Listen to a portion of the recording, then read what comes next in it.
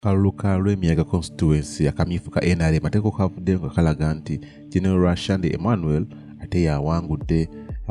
ono omubaka Theodore Ssekikuubo nga yalimu kati mu parliament mu kifo kino naye ate ku kaadi ya NRM ku luno balaga nti Rwashande General Retired ate yawangudde ajja akiikirire Lwemiyaga constituency mu district y'e Sembabule mu parliament. Abasinga bagamba nti yabbye akalulu tekyasobose olw'ensonga nti n'ebintu byabadde bingi nga ono alaga nti ebiseera ebisinga abadde ku kasimu ke nga alina abakubira kwegamba nga tebitegereka naye nga ate poll station tezivaayo ne results ezivaayo ziraga nti Ssekikuubo abadde amukubira wala ng'era ebiseera ebisinga olaba nti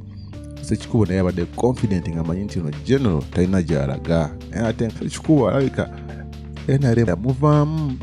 Jukirako akaseera kayise mabega abasirikale bwe bamugaana okusemberera Museveni bwe yali ali era ebintu ng'ebyo byavaayo ne biraga nti n'omukulu ono alabika kati takyali mu kibiina bulungi tebakyamwagala bulungi olw'ensonga nti n'ebirala bingi byazaakola nga agezaako okulaga nti ekibiina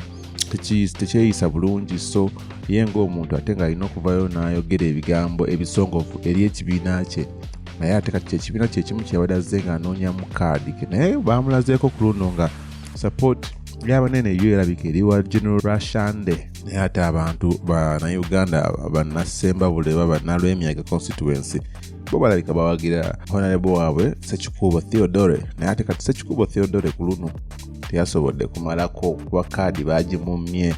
sijaga nti baagimumye naye ate kale baamukubye akalulu kubanga bo balaze nti babadde akalulu bannange akataagenze mu favor ye so otwogera olunaku lwaleero tetunawulirako ku pipa eri Ssekikuubo Theodore honorable naye ate nga General Rwashande ye yalabiddwako nga ajaguza ng'era ku Tale Center nga we mulaba bifaanani yesinga bamulangirira nti balaga nti munnange ono yawangudde kaadi ya National Resistance Movement okujja okukiikirira Lwemiyaga constituency era ne street nezirabibwako nga banna Lwemiyaga bakyali ba general ono era nga bawagizi be banfanfe nga bawanise enkoni bonna nga basanyufu nnyo naye ng'olunaku lw'eggulo lwabaddemuko kabugu mukanje olw'ensonga nti bakubaganyemuko abawagizi ba Ssekikuubo nga tebakuba abawagizi ba general ono ate ku luli twawulirako nga abawagizi ba general batayo oba abasirikale general bamu batandula nabo batayo omuntu omu bamukuba essasi ku saidi ya Ssekikuubo kwegamba ensonga zino ezaabwe tezibadde nnyangu okutwaliza wamu naye ate buli omu yeebuuza general yakoze atya okuba nga awangula kawulu kano lwaki baabirwisizaawo ne bituuka okuba nga bagenda mulangirira ssaawa nga 9-10 ez'ekiro nga buli omu yeebase ate tetwalabyewo Ssekikuubo okubeerawo nnyo Tale Center zino naye nga general ye yakeddewo ng'olwedde ekuba ssaawa oba mmeka ng'olwedde waali ng'alaga nti kino alina kikwasaganya era nga tava ku masimu ge nga bwe mbagambye ng'alabika nti alinayo babaavu be baakolagana nabo ng'ate bwe balina okumuyisaawo mu kintu kino kwegamba engambo nyingi ku general bipapula bye byali bibuze tebitegereke ebyokusoma ku bye naye ate yamala n'ajjayo ebipapula byajjayo n'alaga nti ate yasoma naye ate bamma gali bagamba nti munnange olw'okuba nti yagenda n'alwanira eggwanga Uganda mu nsiko eyo teyeegatta ku lutalo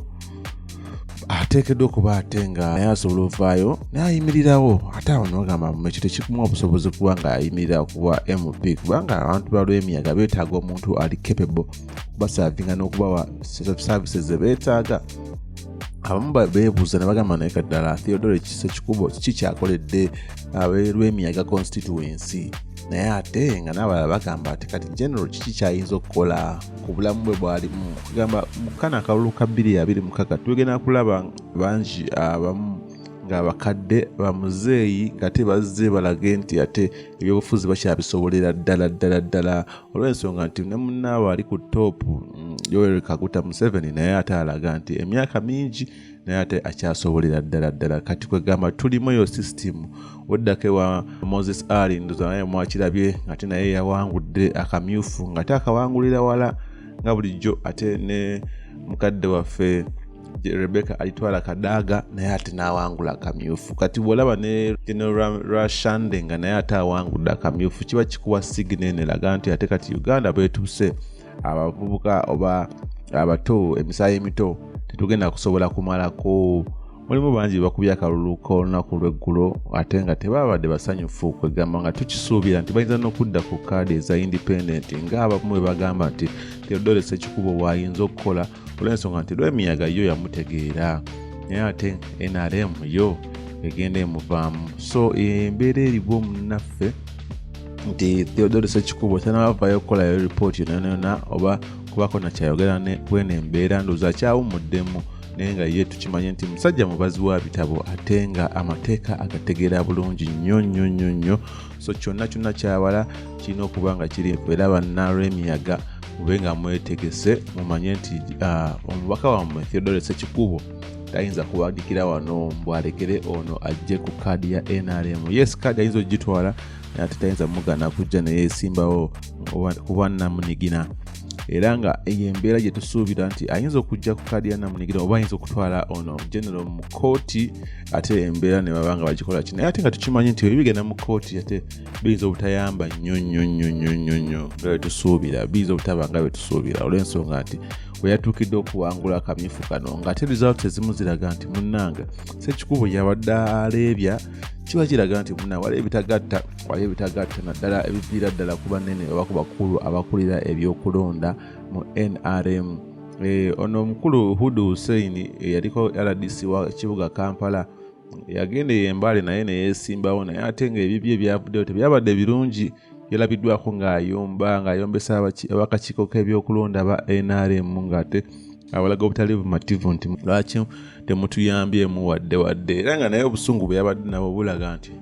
ayinza okukola pulaani B. Bangi abakulu abanene mulimu n'abaminisita abamu abakubiddwa akalulu mu Kamyuufu nga tetumanyi future yaabwe n'abo abali mu ntebe right now nga ba NRM bakubiddwa obululu tetumanyi future yaabwe banadda nga bannamunigina oba bagenda sigalawo oba bagenda bamu kkooti wakanye akalulu kano oba bagenda kubanika bakkirize bannaabwe bajje bakiikirireko ekitundu kyabwe oba pate yaabwe NRM. Naye nga munnange akalulu ka NRM tekabadde kangu kuba mubadde mukozi bomu, waliwo ge bakutte ne guluneedi, waliwo ababadde n'amamundu, waliwo abakubaganye n'amasasi bubi nnyo, abakubaganye emiggo. Akalulu ka NRM kabaddemu kye bayita amagye ne poliisi nga gakozesa eryanya ery'ekitalo naye tetumanyi we binaggwera oba kino kikoleddwa ku NRM primaries kati tunadda mu general elections omuli buli omu omuli n'amaanyi g'abantu kinaggwa kitya kubanga asinga tetusuubira bino kubaawo mu NRM primaries nga tumanyi kale NRM bali organized be bali mu kintu balina ssente balina amagye naye ate nabo kennyini ne bakubagana ne beekuba emiggo ne beeretera poliisi ne beekuba amasasi nga waliwo n'abaayokya emmotoka z'abannaabwe. Kugamba akalulu ka NRM primaries tekabangawo bwe kati kyanga kulonda kutandike kubaawo mu Uganda naye ate kyatulaze nti gye tulaga si byangu era nga tulina kwesiba bbiri ffe nga bannayuganda abasuubira okubaako n'okulonda okw'emirembe tulina kwesiba bbiri kubanga emirembe gino tegiyinza kwereeta gyokka wabula abantu ffe tulina okugiteekawo mu mbeera yonna naye nga musigale ku DVC tulina sigala nga tubaweereza nga tubawa information yonna abeevuddeyo n'omukulu Theodore Ssekikuubo wanaavayo n'atuwa ku statement tujja kudda butereevu ate tugibaweereze mu bunnambiro tubabuulire ffe kiki kye tulowooza nammwe mutubuulire kiki kye mulowooza. Musigale nga mukozesa comment section musharinge mulayikinge era nga tutambule wamu paka mwagala nnyo mweraba.